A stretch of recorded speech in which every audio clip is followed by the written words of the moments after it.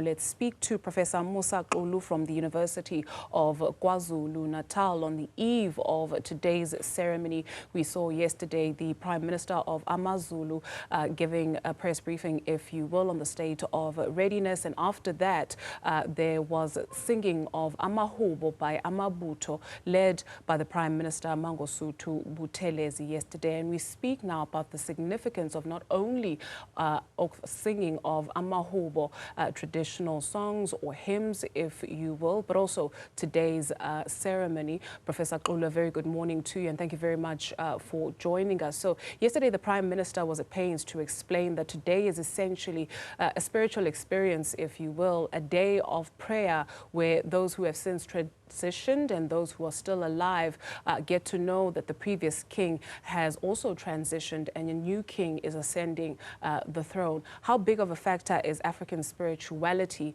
in these happenings this weekend? Thank you very much, my sister and your viewers. Let me start with a disclaimer. I studied at the University of KwaZulu-Natal, but I'm not with the University of KwaZulu-Natal. When I appear here, I appear on behalf of Indonza Yesizwe, which is an organization that works to regenerate kingships in South Africa. The spiritual significance of the event that is taking place today is, as Prince Mangosuthu Buthelezi explained it yesterday. But more importantly, it's also about transferring of power from the departed king to the king now on the throne. That is why on Thursday he had to go and hunt for a lion, because in Zulu cultural belief system, and in fact it is universal everywhere else in the world, the lion is a symbol of power. So through him killing the lion and then getting the lion to succumb to his authority, it means now he has also taken the powers from the lion to himself. When he appears, he will appear more powerful than ever before. It also means that all the kings of Zulu that have parted are now with him. So when you talk to him, you could be talking to 8 other kings as a result. And when we take a look at what we saw yesterday and throughout the day today, we're also going to be seeing much of it. The singing of Amahubo. It is often said that he who sings prays twice, and you can almost feel it just entering your own spirit as people sing. We're now seeing members of the Shembe Church who are also making their way to the palace for today's ceremony. Just how important is the singing of Amahubo? Well, Amahubo songs are ritual music. They are the music that links the living with the dead. That's why, for example, you'll find that even in a traditional wedding, Amahubo songs have to be performed so that the ancestors are invited to bless the occasion. It is a way of creating the bond between those who are this side of earth and those that have departed. If you don't sing Amahubo songs, there's a vacuum. So also the arrival of the Shembe Church, you will remember that the Shembe Church is steeped in Zulu traditions and that belief system. So it goes hand in hand with the singing of Amahubo songs, invitation of the ancestors to participate, not only to bless the king, but also to bless the Zulu nation and to cleanse the Zulu nation, so that as we enter now from later today, tomorrow, there will be a sense of newness. They call it renewal elsewhere. There will be a sense of renewal, a renaissance of sorts. It is because the activity of the ancestors, the departed, will be felt every day by those who believe in that system. But also it's important for the king, because the king is operational in the traditional knowledge system. It's very important that the ancestors participate there every day in his life and save him from all evils that may befall him. You speak of the singing of Amahubo being meant to cleanse the Zulu nation, but not everyone is singing from the same hymn book. And even his name, King Misuzulu, means strengthening the Zulus. You then wonder, especially in light of what we have seen ahead of today, you've got three brothers who want to ascend to the throne and these factions. So in this instance of telling the ancestors, there is someone who is ascending to the throne, it may be a little bit more complex than that, so please help us understand. Who then do the ancestors acknowledge in this instance? The ancestors acknowledge the one that was born to be king. When we are born to be king, there are rituals that are specifically performed for you. I will tell you one thing, for example. He was born at a hospital here called Hlabisa Hospital, but he couldn't be born in a ward because there were other spirits from ordinary people and ordinary children. They had to, a doctor had to vacate his house, and the house was cleansed so that it was used for rituality. And by the time he came in, all the rituals of the one who becomes the future king were performed. And there are witnesses. We have done the research on this. There are witnesses to that. So he's born into this. And then, of course, what happens today is that the ancestors are now confirmed to be looking and watching over him only. Any other person, and those the system, they identify because they were not born to be kings. The other one that was announced on Thursday is he's got elder brothers. I don't know why he thinks it must be him. The other one, of course, is born out of wedlock, and so it's not them. The ancestors will be with him so that anyone, any member of the royal family wanting to communicate with the ancestors will have to go to King Misuzulu as the head of the Zulu royal family. He is now the head of the Zulu royal family. He has taken over from his father, who was also guarded by the ancestors. They're also a Christian family. So that's why you find also there's a lot of pastors and everyone, because it's a mixed prayer. But the essence of this event is to ensure that he walks in spirit. He walks with the spirits that will strengthen his kingship going forward. On that point, right, we're also seeing Abomage Bemaswati Bevunulile Nabo, and perhaps just explain for us that connection, especially with his late mother coming from Eswatini. Just explain that connection for us and how that element of the family will also be providing spiritual guidance for his journey. Oh, yes. No, what we see with Abomage Bamaswati is actually very good for SADC. It's also very good for the cultural bonds that we have always had with all the peoples in Southern Africa in pre-colonial times. Queen Manthombi was born of King Sobhuza the second of Swaziland. And in Zulu, there's a phrase that says, Indugu enhle igawulwa ezizweni.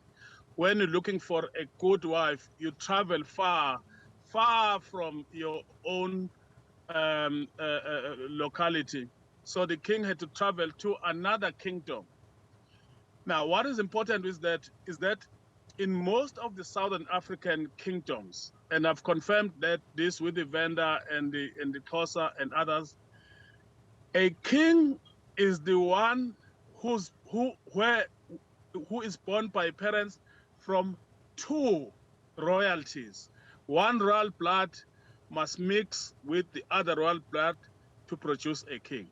Now, in the ancestral belief system, it is believed that the people, the ancestors from your mother's side, are the stronger ones, actually, and they're the ones that give you even more strength to support you. So it is important that I believe King Mswati has sent a delegation as well. They come here and they dance, they sing and dance Maswati songs to add on to the Zulu songs. And then, of course, you can say now it's a complete regeneration of strength. He ascends the throne now as a very strong king, supported by Swazi ancestry as well as Zulu ancestry. It is excellent. It's just what the doctor ordered.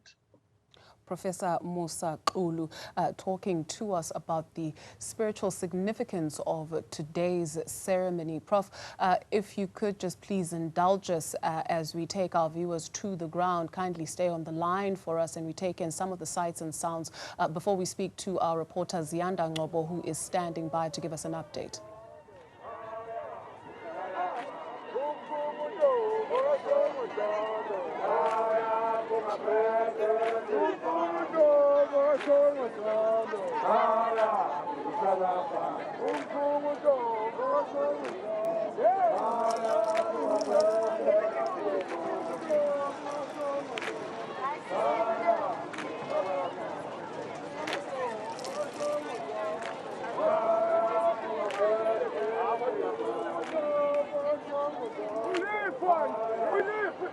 Wakangela Mangengane Palace, filled with color, filled with dance, filled with song. This is ahead of the ceremony for King Misuzulu kaZwelithini to enter the crowd, or for him ungena esibayeni. There you see izintombi zikaZulu zigiya. Ziyanda Ngobo is also standing by, and Ziyanda, we understand you are standing by to speak to a guest for us, and just tell us maybe what it is from your vantage point that you are seeing as a number of people are making their way through to the palace for today's ceremony. Well, I tell you what to do. I did try and stop and speak to Mondli Gugubela, the minister in the presidency, not wanting to speak to us. Of course, he would be pivotal because him being here, I see him as being the face of the president in the absence of President Cyril Ramaphosa, actually not seemingly aware of what's taking place in the Pietermaritzburg High Court insofar as the court proceedings. But from his perspective, he just wanted to get organized, to see what was happening inside. So it's not necessarily that he won't speak to us, but I think he's just trying to organize himself. But insofar as where I'm standing here, Kwakangela Mankengane, you can see then Mama Izintombi prepping themselves. The program, according to the accreditation, says we're meant to start at 11 o'clock, where we're expecting thousands to descend on the Kwakangela Mankengane Royal Palace. As you've mentioned, Imbobe, the King Misuzulu kaZwelithini, will be entering the kraal, and when he emerges, he will actually be wearing and covered and draped in that lion's skin, the lion that he hunted 2 days ago when he went to go hunt the lion that entered the kraal. The significance of that to being that he was taking the powers from the lion that he himself had to kill, resembling those who came before him, that being King Shaka, Ilembe himself, as well as his father, his late father, King Zwelithini Zulu. I just want to show you the chopper that's hovering over the venue. As we know, there are some government officials who are expected here. I'm told we're expecting Dr. Nkosazana Dlamini Zuma, I beg your pardon, and Minister Lindiwe Zulu as well to arrive here, Kwakangela. Those are just some of the people and the ministers, I should say, that we're expecting in attendance. Of course, then, one of the other significant things here is the arrival of Amabuto, who are the blanket of the king. They cover the king, they protect the king at all times, and his regiment will be, made bigger. It will be broadened because of the fact that he's a new king. They have to actually come and pay homage to the new king, to come pray to the new king. Maybe perhaps let's try and speak to Mama Sanbonani. You're live on Newzroom Afrika. Njengoba nilana nizizwa kanjani nje njengoba kuxoxwa inkosi uMisuzulu kaZwelithini? Sizizwa sihappy, sijabulile kakhulu ngenkosi yesizwe sethu samaZulu. Kwezinto zonke bezenzeka, kodwa nje sizizwa namhlanje ngathi kuyaqedwa konke lokho bekwenzeka sonke lesikhathi lenyanga kudala salilinda lobusuku. Yabona njengoba sikhuluma kukhona abaye enkantolo amadodakazi aphindelile enkantolo afuna ukumisa into umsebenzi wanamhlanje. Nizizwa kanjani ngalento ukuthi indaba zakwaZulu zimane zixoxwe enkantolo? Hey, asizizwa sijabulile ngoba isizwe samaZulu saziwa njengesizwe esinenhlonipho kakhulukazi nje ke futhi lapha thina sisendlunkulu. Umzi wasendlunkulu lezinto nje ezenzakalayo zisiphathi kahle kodwa ke phela ngoba siyashayisana ngokwembono. Kodwa ngicabanga ukuthi namhlanje yonke leyo nto izoqedwa iyaphela. Sebengazenzela nje ke phela baba yazenzela. Thina nje hayi si right kakhulu. Njengomama besizwe nizoculani nje mhlawumbe nisitshengise nje ukuthi mayise iphuma imbube isivunule isikhumba sembube nizobe nizizwa kanjani? Hayi sizozizwa kakhulu ngoba thina la endlunkulu siyenza amahubo asendlunkulu asiculi noma yiliphi igama nje kunamahubo khona ihubo lasendlunkulu esizolishaya nje ukuthi mase silishaya kuzwakala ukuthi hawu uyangena indlunkulu yakwaminya amanzi uyangena indlunkulu yakwaminya amanzi solishaya ihubo kuyomidlwele namhlanje kugcwalisiwe kufeziwe kuphelele. All right, that these are the mothers of the Zulu nation. It is done according to them. The king is on the throne. Today, they will be singing praises. They will be praying for the King Misuzulu kaZwelithini. Prayers, prayers, prayers. Amahubo all the way. They believe that there may be a difference in opinion as that court case continues, but this, as far as they're concerned, the ancestors have already acknowledged this ceremony, and they're all waiting to see their new king. Absolutely. You can't help but get into the spirit as well. Thank you very much, Ziyanda Ngobo. Let's bring back into the conversation. Listening in on this is Professor Musa Xulu. And Prof, we've been speaking about African spirituality throughout the course of these past 30 minutes, if you will. And we've been seeing visuals of men who are draped in their traditional attire. And just like Abu Mama Besonto, maybe if you think of the Methodist Church, they will tell you that each and every single item has a significance, whether it's the hat, whether it's the jackets that they wear or the skirt that they wear. It's not by mistake, right, those colors. So maybe just explain to us, especially the significance of the attire that maybe is, let's start with the men, that is worn by the men from umqhele right down to the feet. Yes, no, the attire is designed to put whoever is wearing it on display. So the men are colorful, they are on display, but also you must remember that now today the audience is not only us who are here. The audience is also the ancestors. They are watching this and they are believed to be appreciating what is happening. You go there at your best in terms of how you dress. Umqhele stands in the place of what used to be called isixoxo, which was worn by senior Zulu men in the olden days. It has come in now, is more fashionable to wear it as part of associating yourself with the past in the present situation. That's called heritage. Then, of course, a lot of other stuff it comes from various animals. I said at some stage that kingship and nature are closely related. When you put in the traditional attire, which is made out of skin, animal skin, you are making a statement that you are grounded here and you are part of nature that Umveli Nqangi has created and brought here on earth. It can be described as state of completeness. Those people are singing with joy, and as we listened, we watched those ladies that were making remarks. It is a day of joy. It is a day of completeness, spiritual completeness for each individual, even those that are at home. And those that are here is even more actually important for them because this is history. They will be telling their children and their grandchildren and their great-grandchildren about what they witnessed on this day, the 20th of August, 2022. The last time there was a traditional coronation of the Zulu king was on the 3rd of December, 1971. almost two generations have passed without any such thing happening. So it's exciting. Everyone is excited. It is history unfolding right in front of everyone. The other important thing is the attitude of many kings in South Africa towards the Zulu king and the Zulu kingship.